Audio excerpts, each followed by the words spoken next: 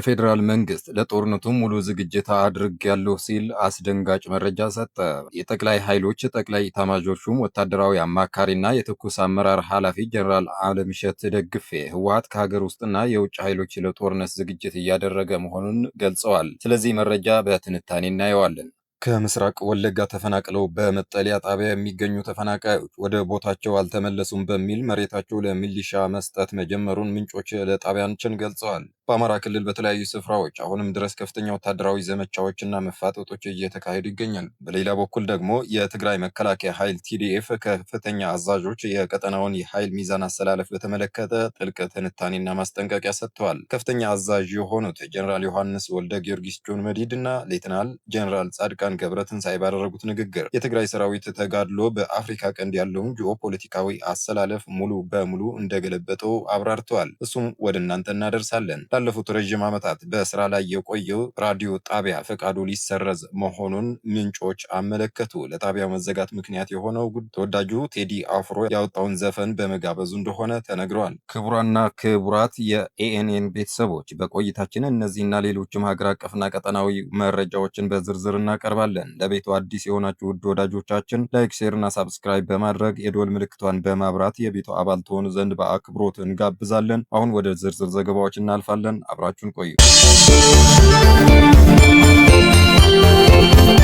ከኦሮሚያ የተፈናቀሉ አማራዎች መሬታቸው ለሚሊሻ ሊሰጥ ነው ተባለ። ከምስራቅ ወለጋ ኪራሙ ወረዳ ተፈናቅለው በወሎ ጃራ መጠለያ የሚገኙ አማራዎች ወደ ቀድሞ ይዞታቸው በአካል ተመልሰው ካልገቡ መሬታቸው ለሚሊሻ፣ ለጸጥታ ኃይሎችና ለስራ አጥ ወጣቶች እንደሚታደል ማስጠንቀቂያ እንደደረሳቸው ተገልጸዋል። ተፈናቃዮቹ መሬታቸውን ላለማጣት ሲሉ ከመጠለያ ጣቢያ ሆነው የተከማቸና ዓመታዊ ከፍተኛ ግብር እየከፈሉ መሆናቸው በመጥቀስ ይህ አዲስ መመሪያ ከፍተኛ የስነልቦና ጫና እንደፈጠረባቸውና መንግስት ጣልቃ ገብቶ አፋጣኝ መፍትሄ እንዲሰጣቸው ጠይቀዋል። በጉዳዩ ላይ በአካባቢው አመራሮች መካከል የሐሳብ ክፍፍል መኖሩ የተገለጸ ሲሆን አንዳንዶቹ ግብር እየከፈሉ በመሆኑ ይዞታቸው ሊነካ አይገባም ሲሉ፣ የቀሩት ደግሞ በአካል በቦታው የሌሉ በመሆኑ መሬቱ መተላለፍ አለበት የሚል አቋም ይዘዋል ሲል የዘገበው አዲስ ማለዳ ከአካባቢው የዞንና የወረዳ ኃላፊዎች ምላሽ ለማግኘት የተደረገው ጥረት አልተሳካም ብለዋል። የጦር ኃይሎች ጠቅላይ ኤታማዦር ሹም ወታደራዊ አማካሪና የትኩስ አመራር ኃላፊ ጀነራል አለምሸት ደግፌ ህወሓት ከሀገር ውስጥና ከውጭ ኃይሎች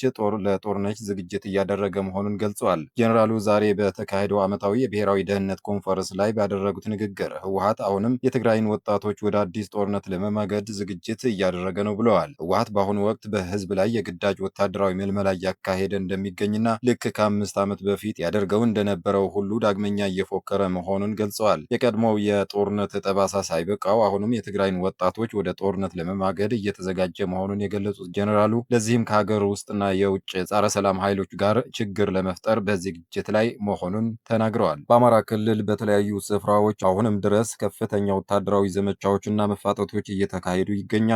የጦሩ ጄኔራሎች በወልቃይት ግንባር በአካል በመገኘት በአንዳና በአዳን አካባቢዎች እንዲሁም ከሱዳን ጠረፍ አቅራቢያ በሚገኙ የፋኖ ኃይሎች ወታደራዊ ካምፖች ላይ መጠነ ሰፊ ጥቃቶች መፈጸማቸውን አረጋግጠዋል። ይህንንም ተከትሎ የሰራዊት ስልጠናቸውን ይበልጥ አጠናክረው ለመቀጠልና ማጥቃቱን ለማስፋት ይፋዊ ውሳኔ መድረሳቸው ተገልጿል። በሌላ በኩል ደግሞ የትግራይ መከላከያ ኃይል ቲዲኤፍ ከፍተኛ አዛዦች የቀጠናውን የኃይል ሚዛን አሰላለፍ በተመለከተ ጥልቅ ትንታኔና ማስጠንቀቂያ ሰጥቷል። ከፍተኛ አዛዥ የሆኑት ጀነራል ዮሐንስ ወልደ ጊዮርጊስ ጆን መዲድ እና ሌተናንት ጀነራል ጻድቃን ገብረትንሳኤ ባደረጉት ንግግር የትግራይ ሰራዊት ተጋድሎ በአፍሪካ ቀንድ ያለውን ጂኦፖለቲካዊ አሰላለፍ ሙሉ በሙሉ እንደገለበጠው አብራርተዋል። ከትግራይ ጦር አዛዦች መሃል የሆኑት ጀነራል ዮሐንስ ወልደ ጊዮርጊስ ጆን መዲድ በአራት አቅጣጫ የከበበንን ጠላት አሰላለፍ በጣጥሰን ብልጽግናን ብቻውን አስቀርተነዋል ሲሉ ተደምጠዋል።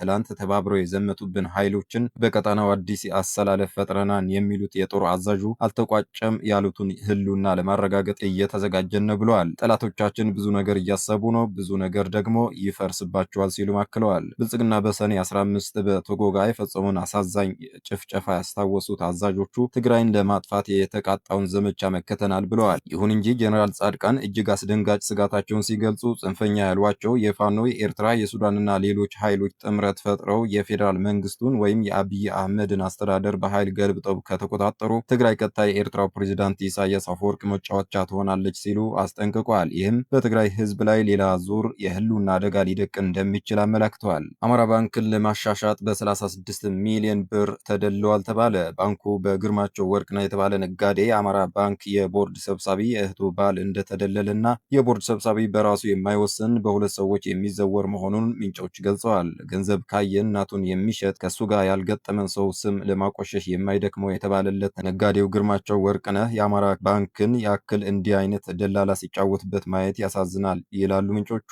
ግርማቸው ተመስገን ከፍ ያለው ከተባለ ባለሀብት ጋር ከተገናኘ በኋላ ዋናው ደላላና ይህን አለምና ተመስገን ከፍ ያለው በድጋሚ ተገናኝተው በ36 ሚሊዮን ብር ስምምነት አድርገዋል ተብለዋል። ሰብሳቢውና የተወሰኑ የተነገራቸው አባላት በመጀመሪያው ቀን ይህን አለምን ለማምጣት ቢሞክሩ ባለመግባባት ከተለያዩ በኋላ ግርማቸው ከዋናው ደላላ ጋር በመሆን ትዕዛዝ ለቦርድ ሰብሳቢውና እንደ አሻንጉሊት ላስቀመጧቸው ግማሽ ያህል ቦርድ አባላት በድጋሚ ማንን እንደሚሾሙ ከተደራደሩት ገንዘብ ቃል በመግባት ከሌሎች ነጥለዋቸዋል። ይህን አለም አቅናው ከዚህ በፊት በዳሽን ባንክ በስርቆት ሰው እንደሆነ የሚገልጹት ውስጥ አዋቂዎቹ ወደ ፕሬዝዳንት ማምጣቱ ግራ የሚያጋባና ባንኩ ለሽያጭ መቅረቡን ያስረዳሉ። ላለፉት ረዥም ዓመታት በስራ ላይ የቆየው ራዲዮ ጣቢያ ፍቃዱ ሊሰረዝ መሆኑን ምንጮች አመለከቱ። ለጣቢያው መዘጋት ምክንያት የሆነው ጉዳይ በቅርቡ ተወዳጁ አርቲስት ቴዲ አፍሮ ያወጣውን አዲስ አልበም በጣቢያው ላይ በተደጋጋሚ በማጫወቱ እንደሆነ ታውቋል። ይህንኑ የቴዲ አዲስ አልበም ዘፈኖች የመንግስት ራዲዮ ጣቢያዎችና እንደ አሃዱ አይነት የግል ራዲዮ ጣቢያዎች ማጫወት ተከልክለው ከአንድ ወር በላይ ያስቆጠሩትን የቴዲ ዘፈኖች በተደጋጋሚ ሲያጫውት መዋሉ ዋናው ምክንያት እንደሆነ ተሰምተዋል።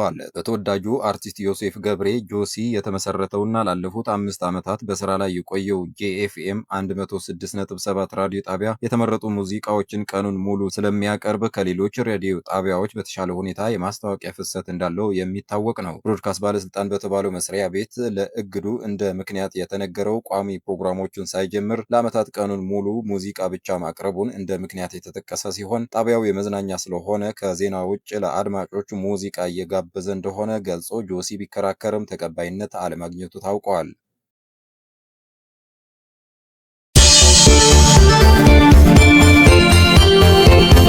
የተከበራችሁ የኔን ወዳጆች ዜናዎቻችን እነዚህ መስሉ ነበረ። ሌሎች ትኩስና ወቅታዊ ዝርዝር የትንታኔ ዜናዎች ቶሎ እንዲደርሷችሁ ቻናላችንን ላይክ፣ ሼር እና ሳብስክራይብ በማድረግ እንዲሁም የዶል ምልክቷን በማብራት አብራችሁን ሁኑ። መልካም ጊዜ።